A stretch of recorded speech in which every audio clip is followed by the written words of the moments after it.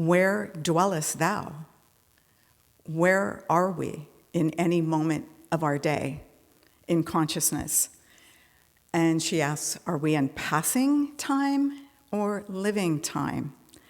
And passing time is that ordinary state of consciousness. It is when we are ruled by the clock. It's chronological time. We start here, we've got to get there, and we get preoccupied with the daily happenstances. And we get caught up in that. And before we know it, we lose our bearings, where we are. Hours may have passed in the day. We go into autopilot. We forget. It's that horizontal consciousness that we tend to default to a lot in our lives. And so she compares it to living time. And that is where you're able to stop in the moment, to have that awareness. And instead of barring any kind of divinity or spirit or the soul to come in, because you're living in living time and experiencing it in that consciousness, divinity will only enter then. That is the message. It's like the opening up to that consciousness of living time. So what is the golden part of that living time? What makes a moment golden?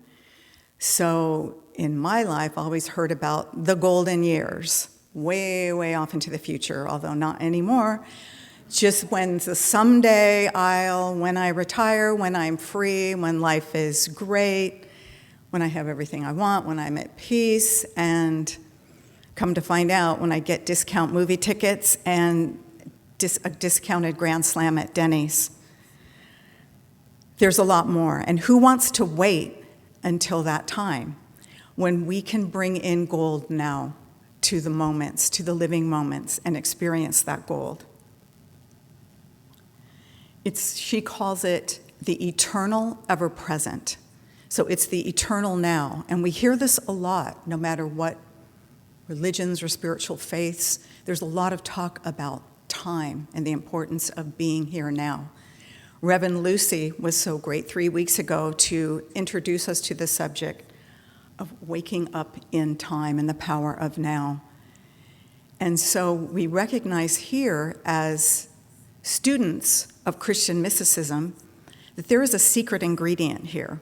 So we can stop and be in the moment and be in vertical consciousness to bring in the Christ spirit.